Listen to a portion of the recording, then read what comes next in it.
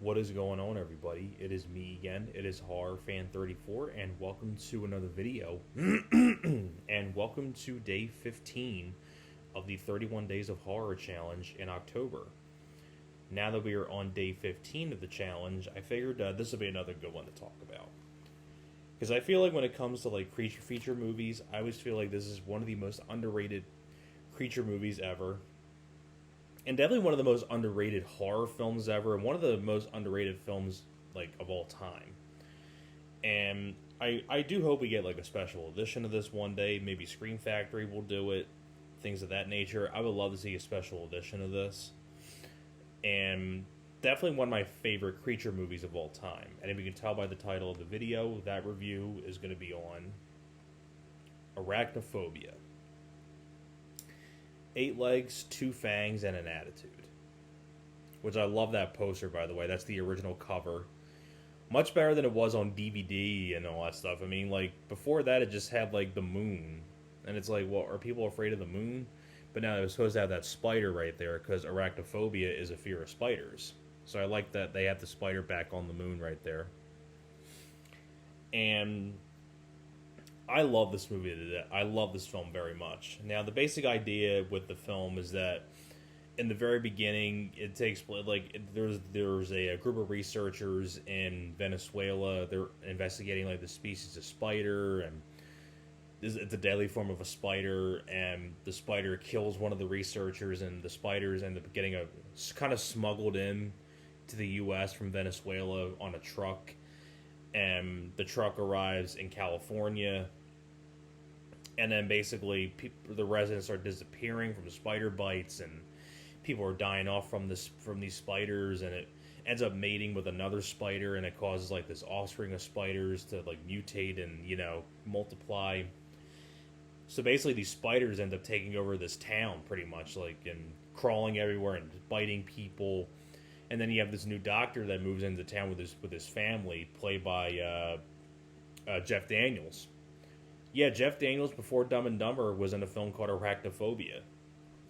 And basically, his doctor character is a guy who's afraid of spiders and things like that. So basically, it's a race for it's like a survivalist story from these spiders, pretty much. And then the town has to get together, things like that, and take care of these spiders. And that's pretty much the idea of the film.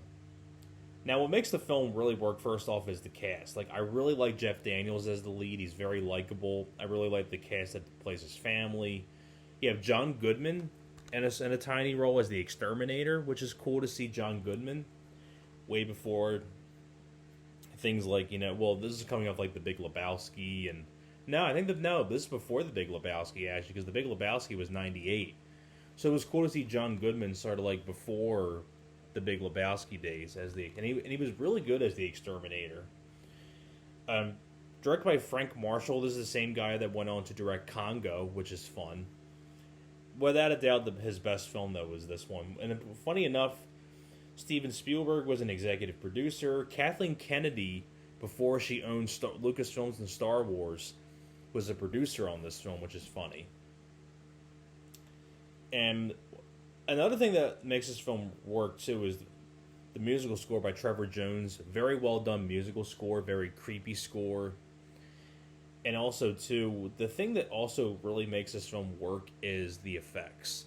Like, it's actual spiders, like real spiders, not CGI spiders, like nothing like that. These are actual spiders that they use.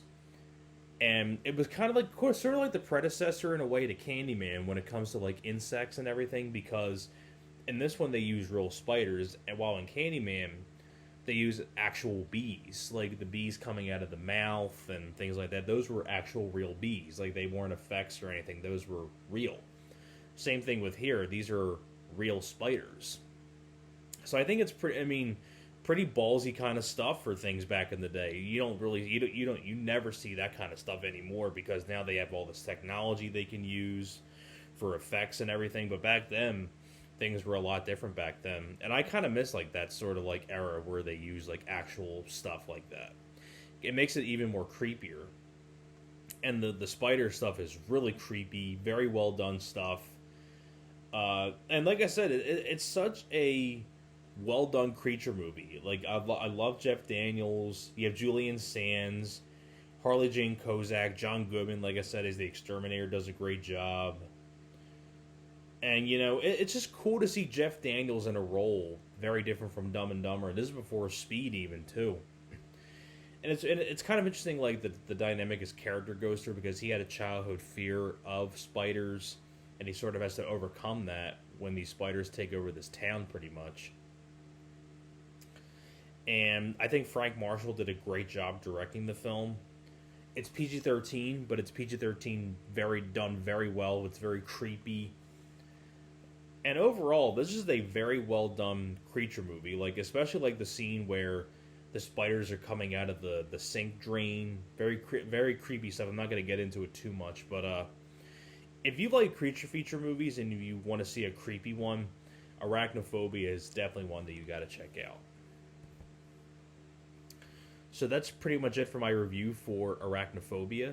Thank you very much for watching, and I will see you guys next time.